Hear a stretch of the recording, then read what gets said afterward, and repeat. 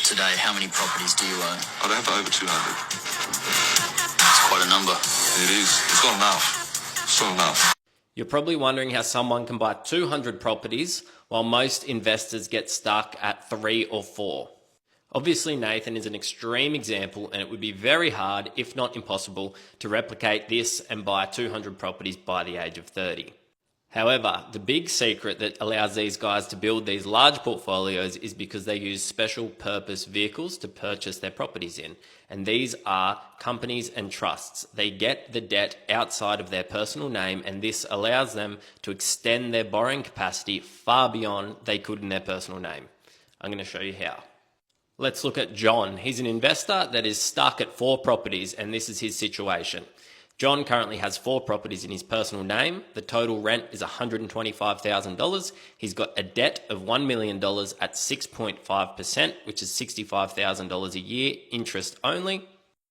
He's got other costs being council rates, property management fees, and insurance of $24,000, bringing his total costs to $89,000 a year.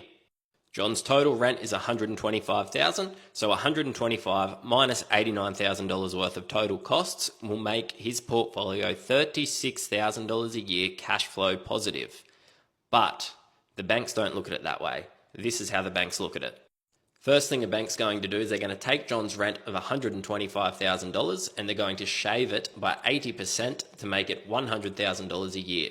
Now, next, they're going to look at his debt, which is 6.5% interest rate on $1 million, costing him $65,000 a year because his debt is interest only. However, the banks are going to assess this on principal and interest, and if John has a 5-year interest only term, they're going to assess it over 25 years. They're also going to add a 3% buffer on top of his 6.5% interest rate. This means that when the bank puts their buffers on John's repayments, his repayments are not $65,000 a year. They are $106,000 a year. He then has his other costs of $24,000, which bring his total costs to $130,000. So if we take John's reduced rent of just $100,000 and then we reduce his expenses, which are obviously expenses that have been added to with the bank's buffers of $130,000, the portfolio is technically $30,000 negative in the bank's eyes, even though in real life his property portfolio is $36,000 positive.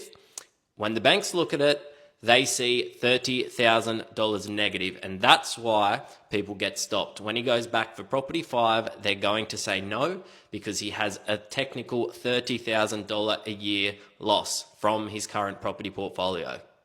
Now here's the solution. If John was to have his 4 properties in a trust, the John Property Trust, and that trust was profitable, what we do is we get a letter from his accountant confirming that this is a standalone profitable entity.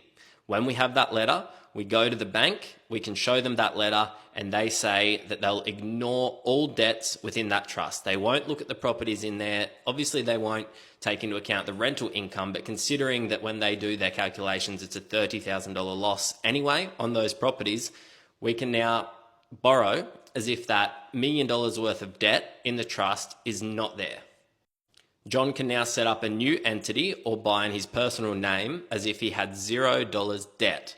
So when the bank now does their assessment, all they're going to be looking at is John, his personal liabilities and personal debts, the new property that he's purchasing, and when they go to look at the trust, they stop because we have the letter that says it's profitable. So the bank turns around, comes back, and only looks at John and the new property that he's purchasing.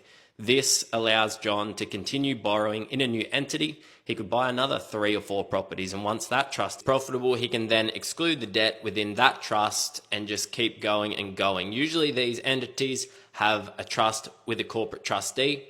What you need is a good broker and a good accountant. When I first started investing, I couldn't get the right advice. I have 6 properties in my personal name that should definitely be in trusts, but I got brokers and accountants that told me that it couldn't be done. So if your accountant or your broker is saying that it can't be done or there's no benefit to doing this, find another accountant, find someone that says yes, because this is how you go from capping out at 3 to 4 properties to being able to get 5 to 10, maybe 15 or 20.